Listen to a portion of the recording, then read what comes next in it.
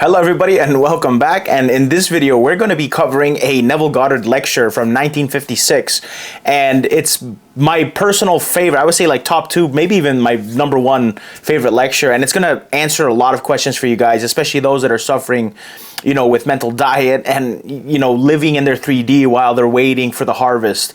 And this lecture holds a special place in my heart. It is one of the first lectures I've ever came across that when I started my journey, it answered so many questions for me, and it really put that faith in me. It helped me have faith in the unseen, right? And if you study Neville, it's all about having faith in the unseen, right? And that's how you make the unseen seen in your 3D reality.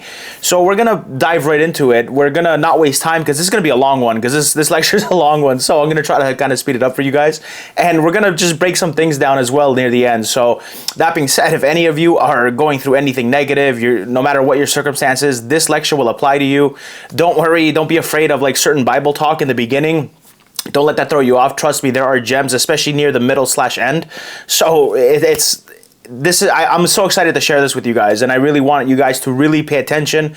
Take notes if you need to. Get a notebook out and then write down anything that resonates with you. And I will post the actual lecture for you guys in the comments, actually, and I'll put it in like from the website that I'm reading it from, and you guys can go read it and study it on your own time. And whenever you're having a hard time, feel free to come back and read it, right? Or come back and watch this video. And I just really am excited to share this with you guys, because this is something that really put everything into perspective for me, and it's going to help you guys, especially those of you that are suffering and that aren't really sure what to do with your mind and how to look at things when you're kind of going about in your regular day-to-day 3D life, okay? So that being said, as you already know, I'm Michael from EmbodyTheState.com, and if you're new here, welcome aboard, and I'm glad that you guys are watching this because it's going to help you big time, especially if you're new to the law. And those of you that are my loyal, fans, and not even fans, I guess followers or friends, community, whatever you want to call it, I'm glad that you guys are still here, and thank you for watching this. So without further ado, let's get started, okay? So the lecture is called Seedtime and Harvest, and I have my MacBook beside me, so you're going to see me kind of looking this way for most of the video, so don't worry about that. And this was a lecture done in 1956, and we're just going to start it. So remember, take notes and really think about what's being said. And we're going to talk about some points, specifically one about being selectors of our reality. And that's something that we're going to kind of talk about at the end, okay? So let's get into it. And all I ask is if this video helps you in any form and you learn something or take anything of value, just hit that like button so therefore it reaches other people and it helps them as well, okay? So Seedtime and Harvest. Here we go. As you have been told, this morning's subject is Seedtime and Harvest. Although it bears the same title as my latest book, it is not to be found in that book, for that book is an attempt to interpret some of the more difficult passages of the Bible. I have given you in the 9 chapters a mystical view, and also a certain approach how you yourself may approach the interpretations of the Bible. For, as you know, it is not a book of history. And so, when I become aware of deeper meanings in the passages than those normally assigned to them, I begin to see them or to apprehend them mystically. And so I have given you a mystical interpretation of many of the darker passages. For instance, and this is, I love this part, it's so beautiful the way it begins. For instance, when Solomon made himself a chariot of the wood of Lebanon, he made himself. No one made it for him. That's what you must do. That's what I must do. That's what everyone must do. And in that chapter, I showed you the wood is not wood as you know wood. It means the wood of Lebanon is the incorruptible mind, but you make it for yourself. We showed you the sides, what they were made of, and what meanings they really are. Then we took that very strange passage, the instruction to the disciples to take off their shoes or provide no shoes when they travel, and we showed you the word shoe is not just a thing I wear on my foot. It is the symbol of the spirit of, let me do it for you. For the shoe takes upon itself not only the dirt and the muck that would normally fall upon the wearer's foot, but it protects the wearer from any contact with the outer world. And so anyone offers to do for us what we should do and could do far better ourselves is offering himself as our shoe. And if I would awaken spiritually, I must do it for myself. I must take my own mind and control it. Take my wonderful imagination and actually control it and set it to noble purposes and not have some intermediary come between myself and God. For the God of this world is an internal God. He is that inevitable force that expresses in outward facts the latent tendencies of the soul. And so, if I would discover that God I cannot have you do my work for me. I cannot have you eat my spiritual food and expect to grow spiritually. So that is really the attempt of the 9 chapters in the book, Seedtime and Harvest. But the morning subject, I want to approach it differently. This statement is taken from the book of Genesis, the 8th chapter of Genesis. It is a promise made to man that while the earth remaineth, seedtime and harvest, hot and cold, summer and winter, day and night shall not cease. We are told that man was placed in a garden. And this is very important, guys. Like this, you should take a note of. We are told that man was placed in a garden. The garden was completed. Every tree was bearing fruit. Everything in the world was finished. Creation is finished. And he was placed in the garden to dress it and to keep it. He doesn't plant it. He doesn't do a thing but dress it and keep it. He is not called upon to make trees or to grow new trees. Everything is finished. As we are told in John, I have sent you to reap that whereon you bestowed no labor. For creation is finished. Every conceivable human drama, every little plot, every little plan in the drama of life is already worked out as mere possibilities while we are not in them. But they are overpoweringly real when we are in them. So man can get in touch with that particular state of his choice. For my imagination can put me in touch inwardly with the state desired, so I and in it. If I am in it, I will realize it in my world. The state in which we find ourselves are the seed time. The harvest is simply encountering of events and circumstances of life. Remember, let's go back to that sentence. The states in which we find ourselves are the seed time. And the harvest is simply the encountering of events and circumstances of life. Beautiful. But man's memory is so short, he forgets the seed time. But all ends run true to the origins. So if the origin, say, is misfortune, the end will be misfortune.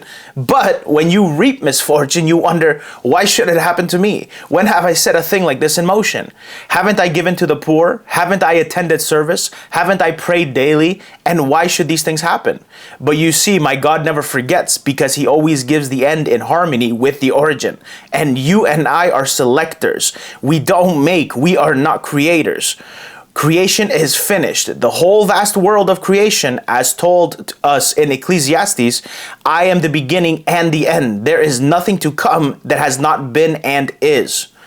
Powerful, guys. So look upon creation as finished, and you and I are only selectors of that which is. I love that. By selectors, I mean that you and I have the privilege, we may not exercise it, but it is our privilege to select that aspect of reality to which we will respond. And in responding to it, we bring it into existence for ourselves. Not knowing that we are so privileged, we simply go through life, go through the world reflecting the circumstances of life, not realizing we have the power to create or to outpicture the circumstances of life. So now let us now analyze what I personally mean by seed time. If everything is finished and completed, then why the promise there shall be seed time and harvest as long as the earth remains? Now seed time, to those who are here this morning, as we should really know, we are not taking it literally. Our seed time is the moment in time when you and I react to anything in this world. It may be to an object. It may be to an individual, SP, right?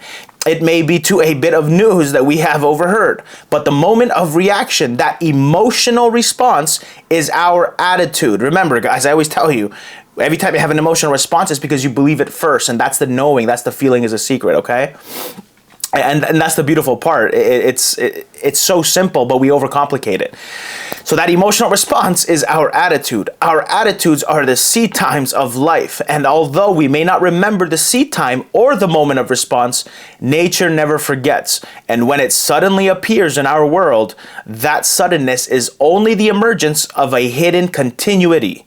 It was continuous from the moment of reaction until it appeared in the world. Its appearance in the world is harvest, so you and I may harvest anything we desire, but we must first have a seed time. It must be preceded by a moment of response or attitude. How often you say, I approached it in the wrong attitude, or he is in the wrong attitude, or you must change your attitude if you would get on in this life. I have said it. You have said it. Maybe we have said it to each other. But we know the importance of right attitude. We know this much, that I can change my attitude if circumstances change. That's automatic. We know that if something happens suddenly in my world, of which up to that moment I was not aware, I, becoming aware of a change of circumstance, would automatically produce in myself a change of attitude. We all do that, morning, noon, and night. But that's not important. That is a reflect of life. 99% of the world reflect life. Now, can I voluntarily, can I deliberately produce in myself a change of attitude? One of my own discretion, one that I myself single out, and not one that is determined by or in any way is dependent on a stimulus of a change in the object itself. Must you change before I will change my attitude towards you? We know that if you do change, I will change my attitude towards you. But must I go through life simply reflecting these changes in the objects? And can I not deliberately determine the change prior to the change in object? For if I can, I am simply moving towards complete control of my fate and becoming the master of my fate. If I can assume an active, positive attitude and not depend upon changes in the object for changes in myself. If I can do it, I really am, if not a complete master. I am becoming more in control of the circumstances of life, but 99% of the world waits for things to happen on the outside and then they reflect. It's so true. I see it all the time. I see it all the time in comments, clients, you name it, right? Even happens to me. Trust me, I'm not immune to this. But the difference is what do you do after you catch yourself doing that? That is no accomplishment at all if we would awaken and become real selectors of the beauty of this garden that God gave us so that we can single out that particular aspect to which we will respond. Then we will do it deliberately, changing our attitude towards life itself. Remember, all this is being done on the inside. This is all preaching about doing things on the inside first instead of waiting on the outside to change. There is a little fable given us to show us how it is done. If you will study the fable carefully, you will see the importance of imagination. The fable is the fable of the fox and the grapes. You all know it. When he failed to obtain the grapes, then he persuaded himself that the grapes were sour. And by imagining the grapes to be sour, he evoked in himself a change of attitude. He no longer felt about the grapes as he formerly felt. Now, that's a little fable on the negative tone or a tragic tone. You and I take the same story, but now we put it on a positive tone. We contemplate our ambitious dream, our noble concept of life. It may seem we haven't the talents to realize it. Instead of saying what the fox did, that the thing is beyond us and therefore it is sour anyways, we can take the same technique and wonder what it would be like had we realized it. What would the feeling be like were we, and we name it, in other words, as P, financial success, health, you name it, if I can contemplate what the feeling would be like were I the man or woman that I want to be? Were you the person that you want to be? And rejoice in that state as though if it were true. I am producing in myself that emotional response necessary for Seedtime. Exactly. So he's talking about embodying the state, right? It's if it was true, how would I feel, right? And when you start accepting that, you're going to first have the conviction and knowing you accept it. And then you might notice an emotional response afterward. But that's the byproduct of the acceptance first, the knowing, which is the important part. I may not see an immediate harvest. Maybe the thing that I am now giving expression to in the form of Seedtime is an oak.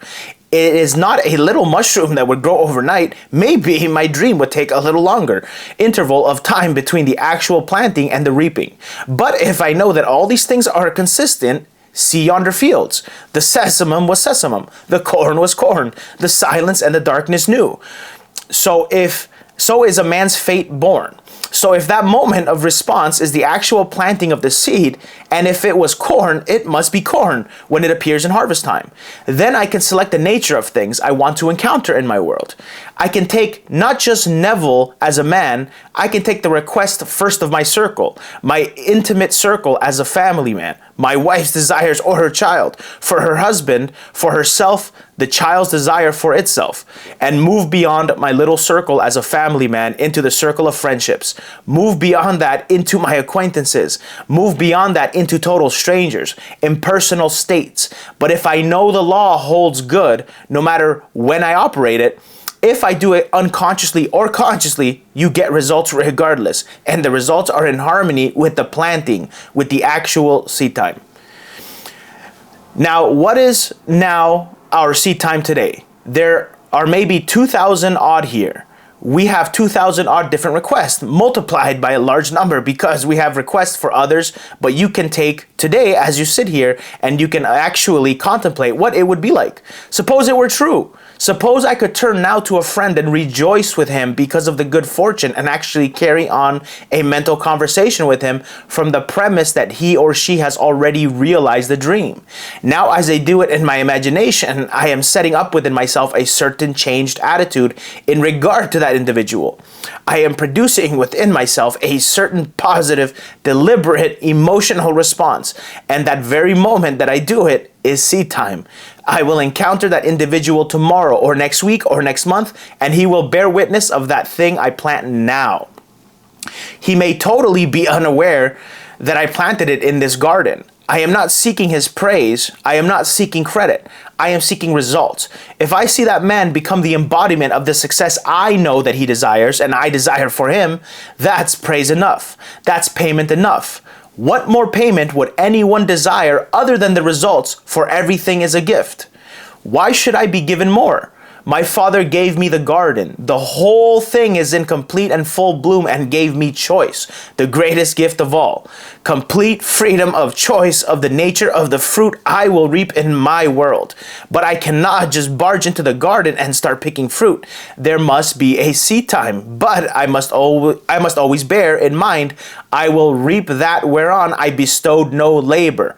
I don't labor to make it so. I simply plant it. For in that moment of response is contained all the plans, all the energy necessary to unfold that plan into a perfect, wonderful, objective fact, which I will then harvest by becoming aware of it as an external reality. But I don't labor to make it so. I simply must know it is so. So that is our privilege. That is our choice. If you believe it, aren't you amazed at the kind of things that you planted, at the kind of seed time that in our ignorance, in our sleep, we allow to automatically scatter in our world? You see, some will say, but why does God allow it? You cannot conceive of an infinite God that is not infinite in every aspect. If I was actually incapable of assuming, say, an unlovely state, I could not be my Father's son because my Father is infinite. And if he were actually incapable of assuming any state, then he would not be God. Everything is within me, but everything. You cannot conceive of something that I don't contain. The most horrible thing in the world were it not so I could not be infinite and therefore not the son of my infinite Father. So God is infinite and gave us everything, but he took the piano. The 88 notes of the piano. If I could extract from that piano keyboard every discord, I would not have a piano keyboard. If I could strike a chord and because it frightens me or disturbs me, the thing grates upon my nerves, if I could now extract the notes and produce the discord and then keep on extracting the notes that produce the discord, I would remove the 88 notes. There would be no notes left on which I could play tomorrow's harmony. But let me leave you the notes and learn the art of playing the piano so I can from the same 88 notes bring out all the harmonies of the world. The same thing is true of man. Instead of looking at someone and accepting as final the evidence of sentence, let me reread that part. The same is true of man. Instead of looking at someone and accepting as final the evidence of the senses, right, guys? There is someone who brought out into his own world, say, disease. He is trying to analyze it from the outside. When did I contract the bug? When did I come close in contact with someone who had the bug? And they are taking me into the laboratory with my blood and try to find it there. You will never find it there. In spite of all the wisdom of man, you will only find it in the consciousness of the individual, who at that moment now long forgotten, planted the thing which he is now harvesting. And you are not going to find it in any external analysis at all, because the things seen were never made of things that do appear. You are warned time and time again in all the books of the Bible, but especially in that 11th chapter of the book of Hebrews, that things seen were not made of things that do not appear. But no man believes it. He insists on finding it in things seen. So he extracts my blood, he extracts a little piece of my skin, and he starts to make an analysis of that. And he will tell me, yes, he has found it. It's in my blood. I am not denying he has found it in my blood, but why is it in my blood? It is in my blood or in my body or in my world because at some point in time, I exercised the right as a free child of God, singled out some unlovely state relative to another. It need not to be myself, it could be another, wherein I rejoiced in the hurt of another, where my emotional response to the news I heard was good, so I set it in motion. But when it happened in my world, I did not think it was so good, but it was my harvest. And all these things are the harvest of things you and I have planted, for all the things run true to form. Don't be surprised at the suddenness in our world. Someone is ill, it is only sudden because we have forgotten, and men's memory is very, very short. You know that lovely little poem of George Meredith, "Forgetful is green earth, the gods alone remember everlastingly, they strike remorselessly, and ever like for like. By their great memories the gods are known." If men could only remember these moments of seed time, he would never be surprised when the harvest appears in his world.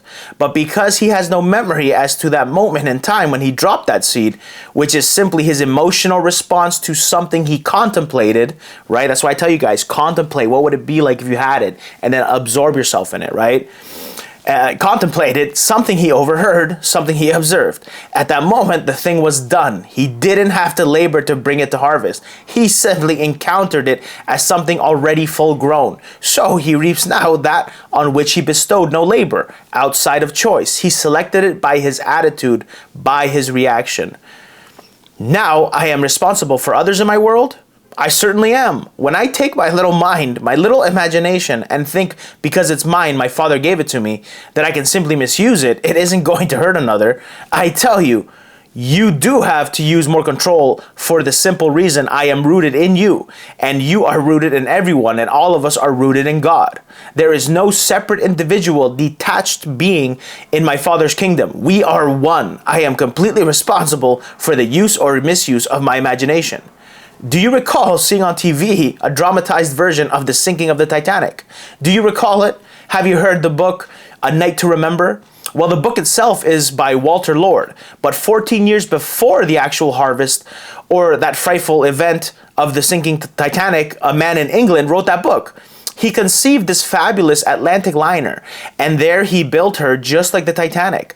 Only the Titanic was not built for 14 years. But he, in his imagination, conceived the liner of 800 square feet. She was triple screwed, she carried 3,000 passengers, she carried few lifeboats because she was unsinkable. She could make 24 knots. And then one night, he filled her to the brim with rich and complacent people. And on a cold winter night, he sunk her on an iceberg in the Atlantic. 14 years later, the White Star Line builds a ship. She is 800 foot. She is a triple screw. She can make 24 knots, and she can carry 3,000 passengers. She has not enough lifeboats for passengers, but she too is labeled unsinkable. She is filled to the capacity with the rich, if not complacent, but the rich because her passenger list was worth in that day when the dollar was 100 cents, $250 million was the worth of the passenger list. Today, it would be $1 billion. All the wealth of Europe and the wealth of this country was sailing on that maiden voyage out of Southampton. 5 nights at sea in this wonderful, glorious ship, and she went down on a cold April night on an iceberg. Now that man wrote a book either to get something off his chest because he disliked the rich and the complacent, or he thought it might sell, or he thought that this is the means of bringing him $1 as a writer. But whatever was the motive behind the book, which by the way he called Futility, to show the utter futility of accumulated wealth. But the identical ship was built 14 years later and carried the same kind of passenger list and went down the same manner as the fictional ship. Is there any fiction? There is no fiction. Tomorrow's world is today's fiction. Today's world was yesteryear's fiction. The dream of man and of yesteryear. Wouldn't it be wonderful if I could talk with someone across space and just use a wire, and I couldn't see that one? It would be a mile away beyond the range of my voice, then maybe 5 miles, and maybe 1,000 miles. Fantastic dreams. Then they came true.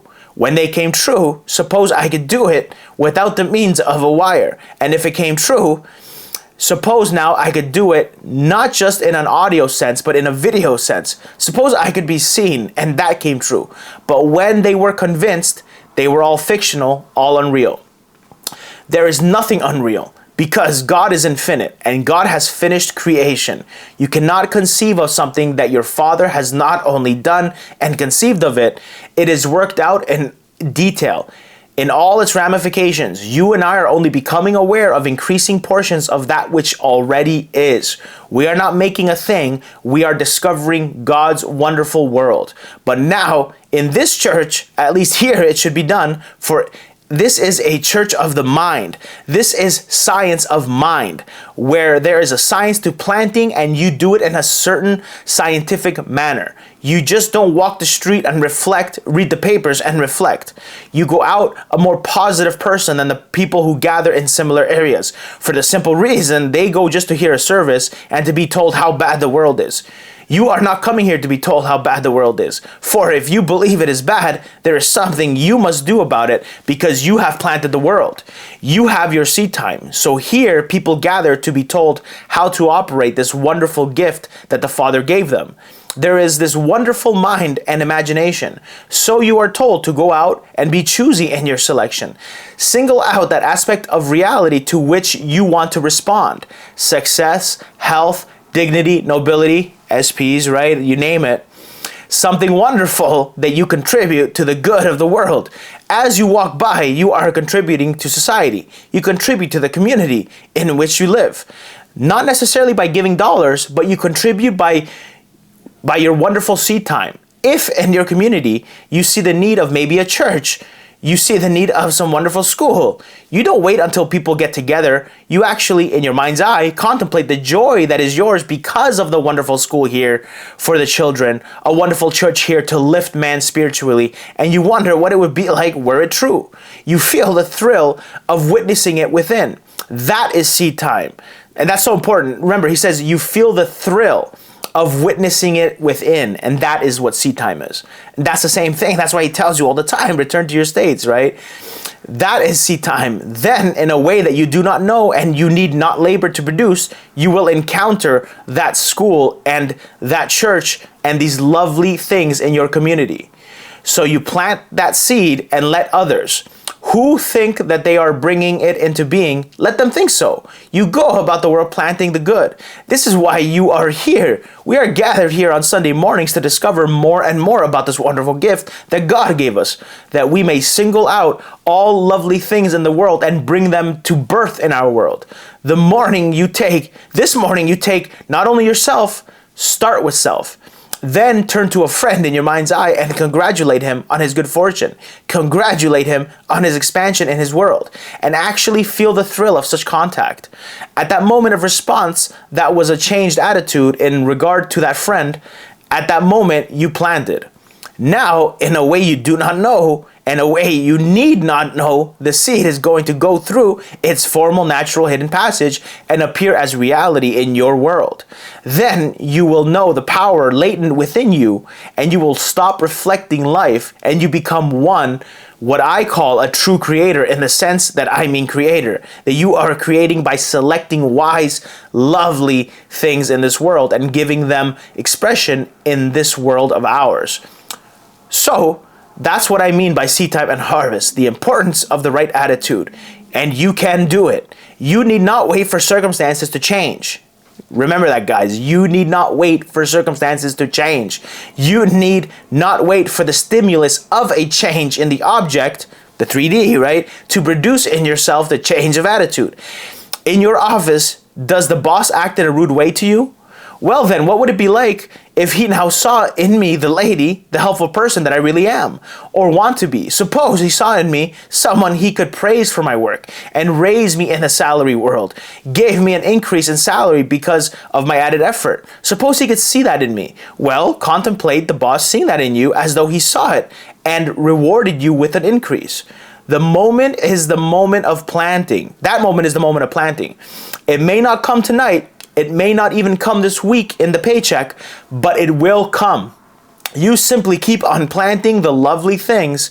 But if every day when you leave the office, you say, what a skinflint, and you go home and you discuss him with your mother or your husband or someone else, and they sympathize because they really believe you, for they are playing the same reflective, negative approach to life. But if as you ride home or walk home, you walk in the attitude that he had done it, he had increased your income, he had praised your work, and day after day, in spite of other things to the contrary, you persist in it, do you know he will do it? Do know he will do it. You will produce in him the change of heart because you first produced it in yourself, and he will see in you qualities that he cannot now see. And then your whole vast world begins to blossom. You do it in every sense of the word. You know someone who is lonely, one who really should be happily married in this world. What would it be like if you were told, not by the individual necessarily, but by a third party, of the good news concerning John, concerning Mary, or someone else? Someone desirous of a lovely home and a gracious home. What would it be like? Don't be envious. Try to rejoice. Feel the joy that is theirs. And that moment is seed time for them. They will harvest it. And that is our opportunity to go through the world planting and planting wisely. Unfortunately, too many of us in church movements, I don't think you will find it in this church, but too many of us in church movements have a very serious attitude towards life. And of course, the basic attitude is the attitude towards life, not necessarily the individual attitude towards an object or towards an individual, but the attitude itself that the individual adopts through life, towards life, and they have a very serious one. Well, Orage very wisely and very humorously said the serious attitude is this. They really believe that God has an enormous struggle against helpless odds, and he said that produces in the individual the emotion of helping poor father.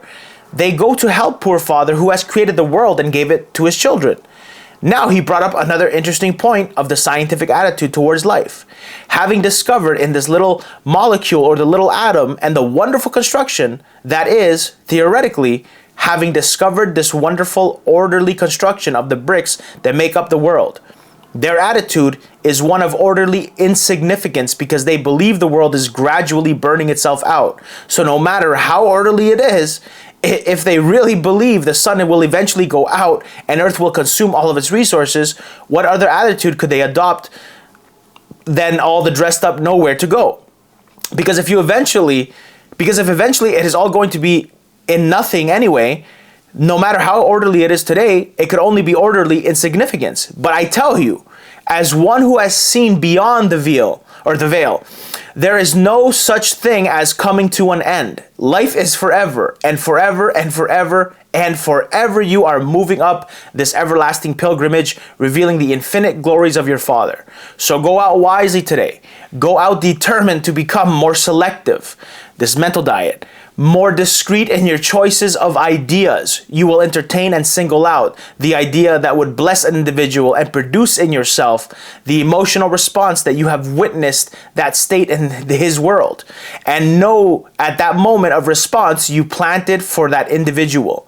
And he is rooted in you. There is no such thing as he will not be found in your world, for he is rooted in you. Everyone is rooted in you. Therefore you will not lose them. It is planted relative to that being, and that being is going to harvest it. And you will know the harvest when it appears in his world. You simply plant it and let the harvest take care of itself. now my time is up. There you go. So like that's such a beautiful, I love that lecture, honestly. And you know, some of the key things that I really took from that when I first came across it, you know, it's the same thing. It's we're selectors, right? And that really brought home with me. And that's why I kept telling myself, if you watch my videos, I tell you all the time, creation is finished. And when I started my journey, I used to tell myself, it's done. Whenever I thought of my desire, you know, whether SP, financial, whatever, I just reminded myself it's done. And when I said it's done, it reminded me of these things that we just have to select what God already created, the Father, right? What the Almighty already has created for us to experience, right?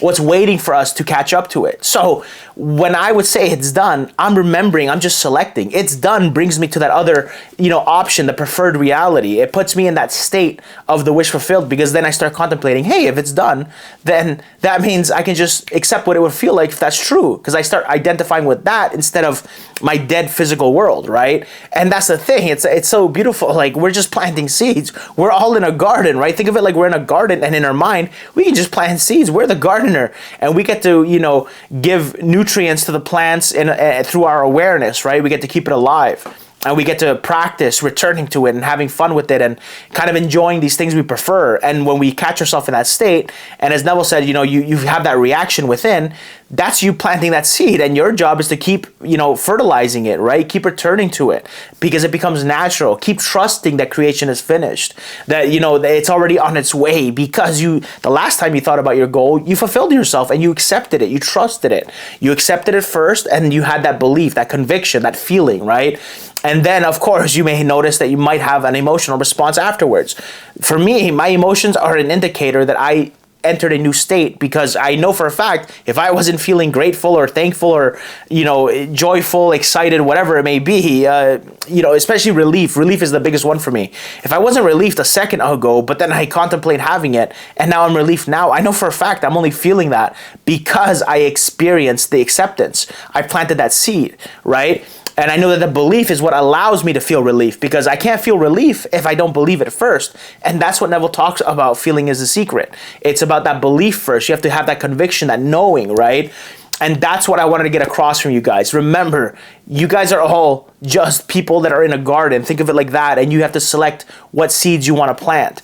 And remember, we are all selectors, right?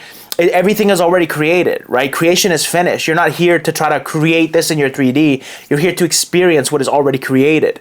So by doing that, and in order to do that, you have to decide, as Neville taught in this lecture, to be very choosy about where your mental, you know, awareness is going to go.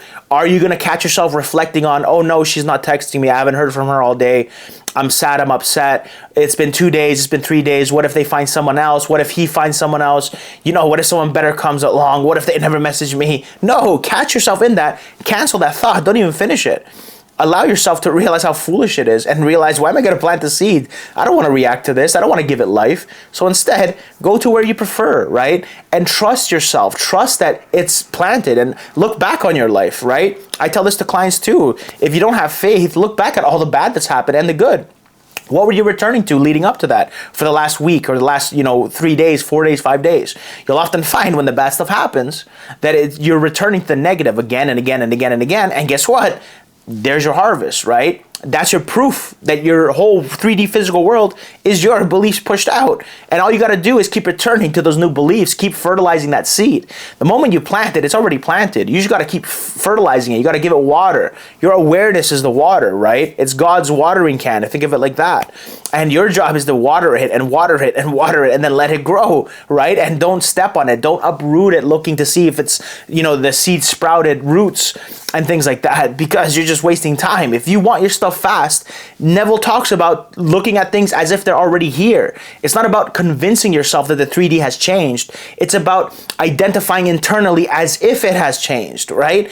Contemplating that. And that is what manifesting is about. It's about making the unseen seen by trusting in the unseen, knowing that it will become seen in your 3D physical reality.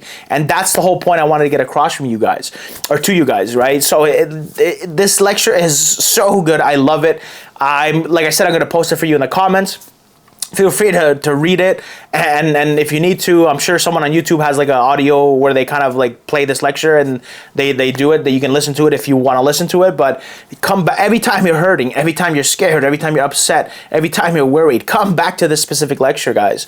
Trust me, it helps, and this helped me beginning in my journey, and even in my dark moments, right? I still return to these lectures because it reminds me of things that I may be forgetting as a human. Because remember, I'm not immune to negative reactions. I'm not immune, like when something bad happens in my life, I'm not like stone cold just because I know the law. You know, I instead, you know, I realize, oh wait, I'm reacting, and then I start remembering all the things I know. But I understand I don't beat myself up for those reactions. I understand I'm human, and I understand I'm changing and I'm growing as a human, right? I'm still young. I got lots of time to make mistakes. I still have so many things to accomplish, so many more things to learn. I'm not supposed to be perfect. If we're perfect, then why are we here? Like, we're not here to be perfect. So keep studying, guys. Keep returning to this information, right? Stick to what is fact and stick to what makes sense, right? Find teachers that resonate with you, and just remember, live by the law. That's why I study the greats. I don't study anyone else, just source material, right? And this lecture just really tells you, focus on the things that you would prefer as if they were fact. And like he says, he gives you an idea. What if it were true, right? And if you work with me, I sometimes give you certain ideas that are similar to that, right? And I even tell you, yeah, if it was true, how would you feel right now? And you notice that you always have a reaction, something inside of you, you react to it. That's you planting that seed, right? And that's all that's asked of you. Anything outside of that, you're kind of laboring, and that's not what you're supposed to do. Just trust it. Experience it and return to it again and again. Have fun with it. The more you're supposed to walk with this knowing that I planted the seed and it's already on its way. So how do you feel knowing it's on its way, right? Doesn't it feel good? Don't you feel like relief and excited when you think about your desire afterwards? Like, it's supposed to be a fun game for you guys. This is a game of life. So just remember, guys, have fun with what you're doing. Enjoy the process, and trust me, I'm not immune to negative circumstances, right? And you know, even I get afraid sometimes, even I have doubts sometimes, but I understand I'm human, and in the end I always pick myself up, and you guys have to pick yourself up as well. So just remember, guys, it's okay to not be perfect. You're not supposed to be machines. You're not supposed to be robots. You're just supposed to be doing a little bit better each day than you were yesterday. And if you're aiming for that, eventually you're going to be 100% better than you were months ago, years ago, whatever it is. So that being said, I hope you guys enjoy this video and come back and watch it if you need it. I love you all very much, and thank you for those of you that stayed to listen to this. And I will have a new video out for you soon before the weekends, okay guys? So that being said, take care. I wish you all the best and happy hunting, guys.